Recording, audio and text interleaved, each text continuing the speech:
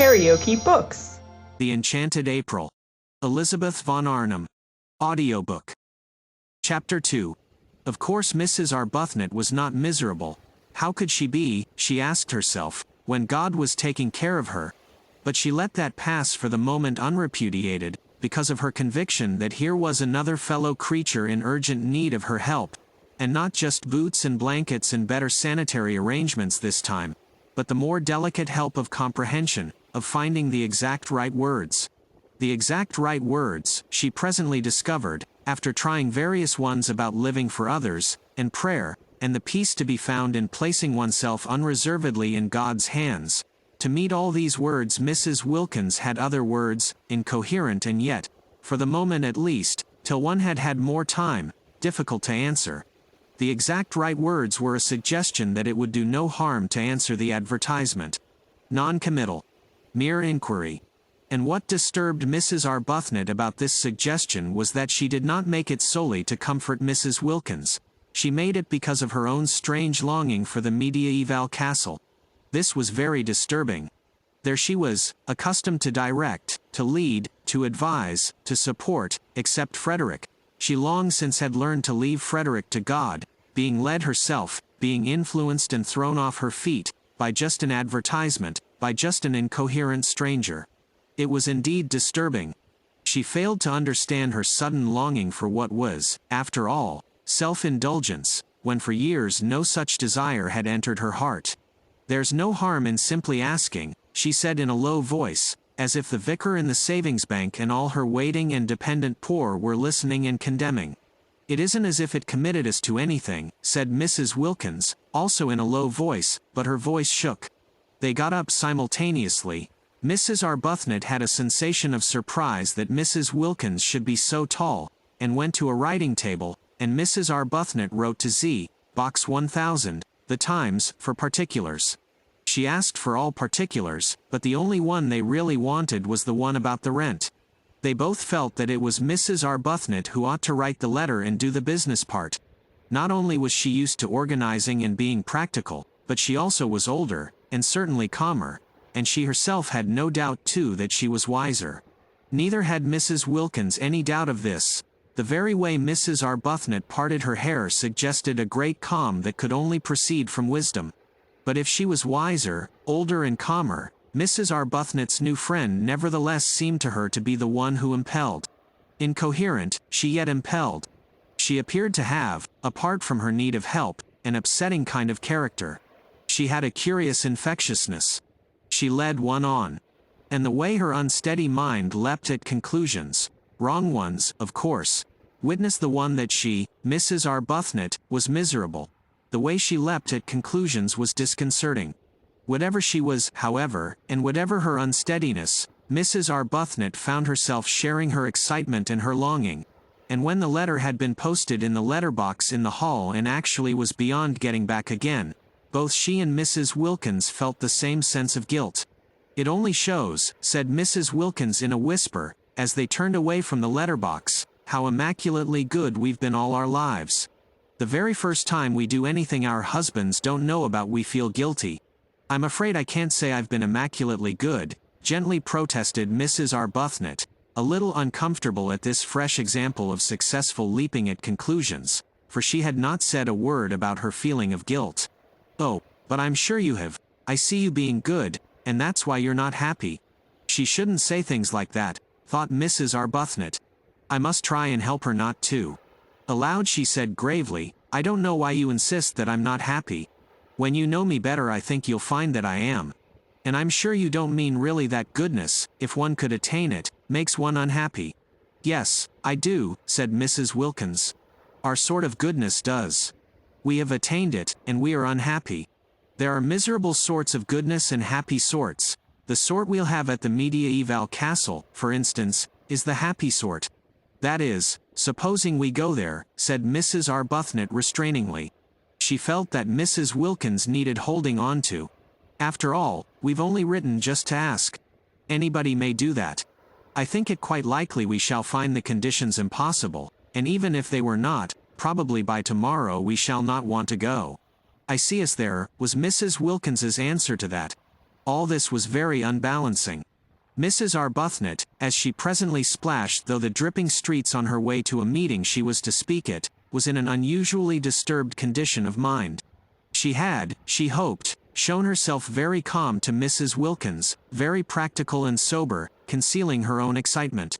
But she was really extraordinarily moved, and she felt happy, and she felt guilty, and she felt afraid, and she had all the feelings, though this she did not know, of a woman who was come away from a secret meeting with her lover.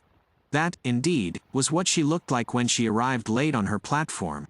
She, the open-browed, looked almost furtive as her eyes fell on the staring wooden faces waiting to hear her try and persuade them to contribute to the alleviation of the urgent needs of the Hampstead poor, each one convinced that they needed contributions themselves. She looked as though she were hiding something discreditable but delightful. Certainly her customary clear expression of candor was not there, and its place was taken by a kind of suppressed and frightened pleasedness, which would have led a more worldly-minded audience to the instant conviction of recent and probably impassioned lovemaking. Beauty, beauty, beauty. The words kept ringing in her ears as she stood on the platform talking of sad things to the sparsely attended meeting. She had never been to Italy. Was that really what her nest egg was to be spent on after all? Though she couldn't approve of the way Mrs. Wilkins was introducing the idea of predestination into her immediate future, just as if she had no choice, just as if to struggle, or even to reflect, were useless, it yet influenced her. Mrs. Wilkins's eyes had been the eyes of a seer. Some people were like that, Mrs. Arbuthnot knew, and if Mrs. Wilkins had actually seen her at the mediaeval castle, it did seem probable that struggling would be a waste of time. Still, to spend her nest egg on self-indulgence. The origin of this egg had been corrupt, but she had at least supposed its end was to be creditable. Was she to deflect it from its intended destination, which alone had appeared to justify her keeping it, and spend it on giving herself pleasure? Mrs. Arbuthnot spoke on, so much practiced in the kind of speech that she could have said it all in her sleep, and at the end of the meeting, her eyes dazzled by her secret visions, she hardly noticed that nobody was moved in any way whatever, least of all in the way of contributions. But the vicar noticed. The vicar was disappointed. Usually his good friend and supporter Mrs. Arbuthnot succeeded better than this. And, what was even more unusual, she appeared, he observed, not even to mind. "I can't imagine," he said to her as they parted, speaking irritably, for he was irritated both by the audience and by her, "what these people are coming to. Nothing seems to move them. Perhaps they need a holiday," suggested Mrs. Arbuthnot. An unsatisfactory, a queer reply, the vicar thought. "In February?" he called after her sarcastically. "Oh no, not till April," said Mrs. Arbuthnot over her shoulder. Very odd, thought the vicar. Very odd indeed, and he went home and was not perhaps quite Christian to his wife. That night in her prayers Mrs. Arbuthnot asked for guidance. She felt she ought really to ask, straight out and roundly, that the mediaeval castle should already have been taken by someone else and the whole thing thus be settled, but her courage failed her. Suppose her prayer were to be answered? No, she couldn't ask it, she couldn't risk it. And after all, she almost pointed this out to God, if she spent her present nest egg on a holiday she could quite soon accumulate another. Frederick pressed money on her, and it would only mean, while she rolled up a second egg, that for a time her contributions to the parish charities would be less. And then it could be the next nest egg whose original corruption would be purged away by the use to which it was finally put. For Mrs. Arbuthnot, who had no money of her own, was obliged to live on the proceeds of Frederick's activities, and her very nest egg was the fruit, posthumously ripened, of ancient sin. The way Frederick made his living was one of the standing distresses of her life. He wrote immensely popular memoirs, regularly, every year, of the mistresses of kings. There were in history numerous kings who had had mistresses, and there were still more numerous mistresses who had had kings, so that he had been able to publish a book of memoirs during each year of his married life, and even so there were greater further piles of these ladies waiting to be dealt with. Mrs. Arbuthnot was helpless. Whether she liked it or not, she was obliged to live on the proceeds. He gave her a dreadful sofa once, after the success of his Du Barry memoir, with swollen cushions and soft, receptive lap, and it seemed to her a miserable thing that there, in her very home, should flaunt this reincarnation of a dead old French sinner. Simply good, convinced that morality is the basis of happiness, the fact that she and Frederick should draw their sustenance from guilt, however much purged by the passage of centuries, was one of the secret reasons of her sadness. The more the memoired lady had forgotten herself, the more his book about her was read and the more free-handed he was to his wife. And all that he gave her was spent, after adding slightly to her nest egg, for she did hope and believe that some day people would cease to want to read of wickedness, and then Frederick would need supporting, on helping the poor. The parish flourished because, to take a handful at random, of the ill behavior of the ladies du Barry, Montespan, Pompadour, Ninon de L'Enclos, and even of learned Maintenon. The poor were the filter through which the money was passed, to come out, Mrs. Arbuthnot hoped, purified. She could do no more. She had tried in days gone by to think the situation out, to discover the exact right course for her to take, but had found it, as she had found Frederick, too difficult, and had left it, as she had left Frederick, to God. Nothing of this money was spent on her house or dress. Those remained, except for the great soft sofa, austere. It was the poor who profited.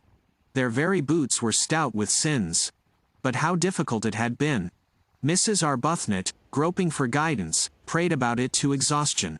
Ought she perhaps to refuse to touch the money, to avoid it as she would have avoided the sins which were its source? But then what about the parish's boots? She asked the vicar what he thought, and through much delicate language, evasive and cautious, it did finally appear that he was for the boots. At least she had persuaded Frederick, when first he began his terrible successful career. He only began it after their marriage. When she married him he had been a blameless official attached to the library of the British Museum, to publish the memoirs under another name, so that she was not publicly branded. Hampstead read the books with glee, and had no idea that their writer lived in its midst. Frederick was almost unknown, even by sight, in Hampstead. He never went to any of its gatherings. Whatever it was he did in the way of recreation was done in London, but he never spoke of what he did or whom he saw. He might have been perfectly friendless for any mention he ever made of friends to his wife. Only the vicar knew where the money for the parish came from, and he regarded it, he told Mrs. Arbuthnot, as a matter of honor not to mention it. And at least her little house was not haunted by the loose-lived ladies, for Frederick did his work away from home. He had 2 rooms near the British Museum, which was the scene of his exhumations, and there he went every morning, and he came back long after his wife was asleep. Sometimes he did not come back at all. Sometimes she did not see him for several days together. Then he would suddenly appear at breakfast, having let himself in with his latchkey the night before, very jovial and good-natured and free-handed and glad if she would allow him to give her something. A well-fed man, contented with the world. A jolly, full-blooded, satisfied man. And she was always gentle, and anxious that his coffee should be as he liked it. He seemed very happy. Life, she often thought, however much one tabulated, was yet a mystery. There were always some people it was impossible to place. Frederick was one of them. He didn't seem to bear the remotest resemblance to the original Frederick. He didn't seem to have the least need of any of the things he used to say were so important and beautiful. Love, home, complete communion of thoughts, complete immersion in each other's interests. After those early painful attempts to hold him up to the point from which they had hand in hand so splendidly started, attempts in which she herself had got terribly hurt and the Frederick she supposed she had married was mangled out of recognition, she hung him up finally by her bedside as the chief subject of her prayers, and left him, except for those, entirely to God. She had loved Frederick too deeply to be able now to do anything but pray for him. He had no idea that he never went out of the house without her blessing going with him too, hovering, like a little echo of finished love, round that once dear head. She didn't dare think of him as he used to be, as he had seemed to her to be in those marvelous first days of their love-making, of their marriage. Her child had died, she had nothing, nobody of her own to lavish herself on. The poor became her children, and God the object of her love.